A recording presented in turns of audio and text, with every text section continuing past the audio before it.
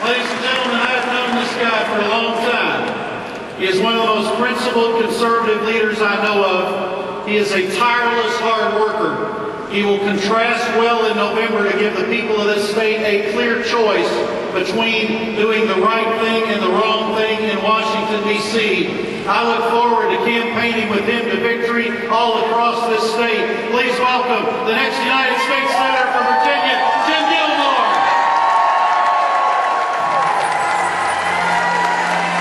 In Richmond, they call it the Fan, an inner-city neighborhood named for the fan-like configuration of its streets.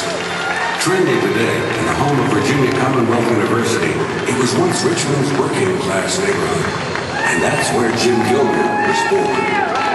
Jim Gilmore's father was a meat cutter, working in a neighborhood sale. His mother was a church secretary. This house and these sparse beginnings are the start in life of a man who would become the 68th governor of the Commonwealth of Virginia, and a bit more. Jim Gilmore was the first of his family to graduate from college.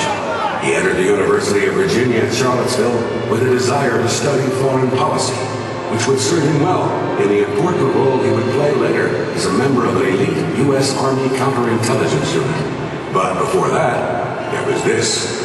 A young lady who would square off with him at debates at the University of Virginia. We don't know who won the debates, but Jim and Roxanne were soon married and have been together now for 30 years.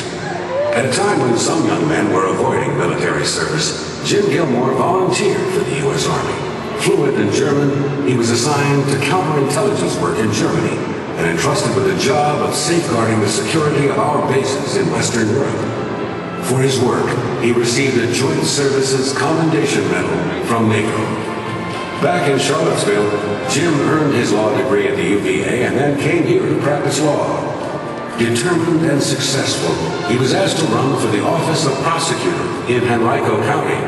Despite being an overwhelming underdog, he won the election handily. A series of successful prosecutions established him as a consistent, effective crime fighter. His reputation as a tough, no-nonsense prosecutor served him well when he decided to run for Virginia Attorney General in 1993, campaigning on the issue of abolishing parole for violent criminals. Again, he was an underdog, this time to a wealthy Democrat from Northern Virginia. And again, he won a resounding victory. As Attorney General, Jim Gilmore would widen his popularity as a champion of Virginia's working men and women. He led successful investigations of Medicaid fraud and government waste and fought for greater consumer protection. He was also a leader in the successful national effort to stop church burnings at African-American churches. Jim Gilmore's courage, his determination to do the right thing, and his successes made him the Republican nominee for governor of Virginia in 1997. Again, he faced a glib, wealthy Democrat from Northern Virginia. Again, the media, the pundits, the pollsters, and the press said he could not win.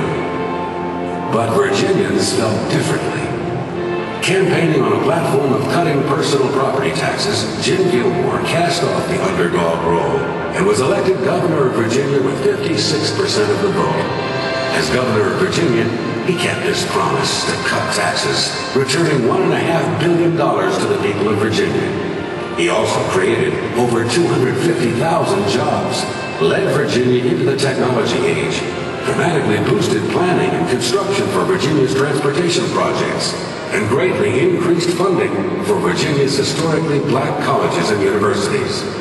Governor Jim Gilmore was appointed by Congress to chair a commission to study America's vulnerability to terrorism. It became known as the Gilmore Commission, and warned in 1999 and 2000 that America was vulnerable to a terrorist attack.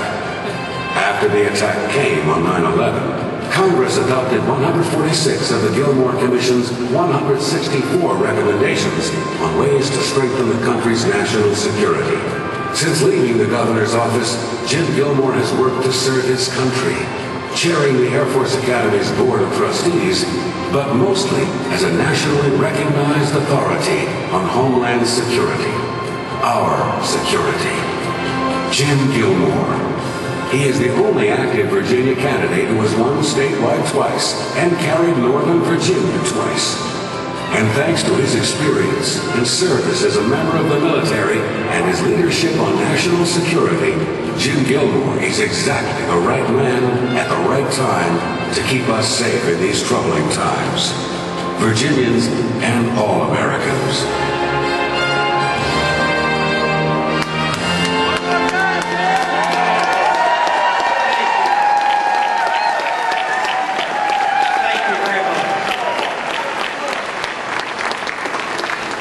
Thank you very much. Roxanne and Jay and his fiancée Katie and Ashton, all of us are very grateful for everybody who is here. No matter who you voted for this, we're grateful for all of you. We're happy to be here. And ladies and gentlemen, my fellow Republicans, my fellow Virginians, I accept your nomination for the candidacy.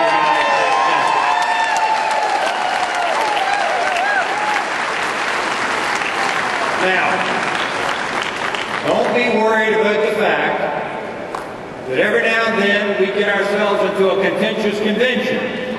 We're used to doing that as Republicans. We fight all the time, and we come out in the end and we're unified. And this reminds me of that Ronald Reagan joke. That's what the Republicans like, this Ronald Reagan joke, where the teacher stands up in front of the room and she says to her students, all of you who want to go to heaven, raise your hand. And so everybody in the classroom raises their hand, except one little boy at the back named Charlie. And so the teacher says, well, Charlie, don't you want to go to heaven? You didn't raise your hand. And he says to the teacher, sure, I want to go to heaven, but we're not with that bunch. Well, you know, we Republicans are like that sometimes, but we come together because we have a common cause to work to win this election for the United States Senate, for the people of Virginia, for all America, and we will win this Senate seat and beat Mark Warner in November.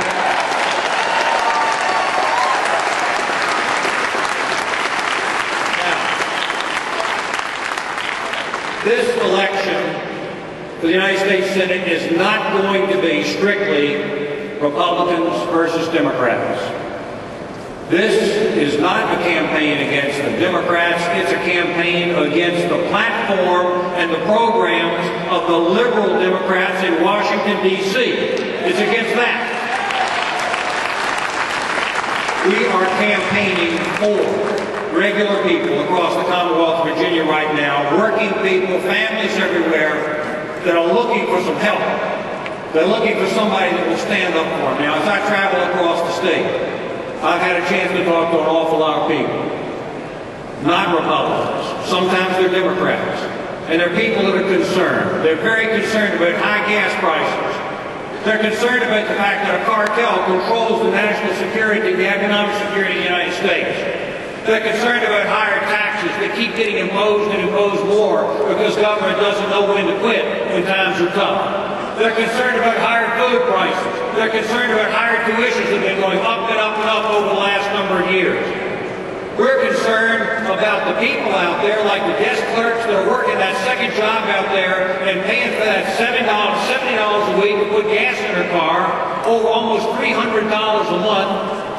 And they tell us that it's like paying another car payment every month or another mortgage. And they want action. And we're going to give them action. And we're going to do something to help these people in the Commonwealth of Virginia.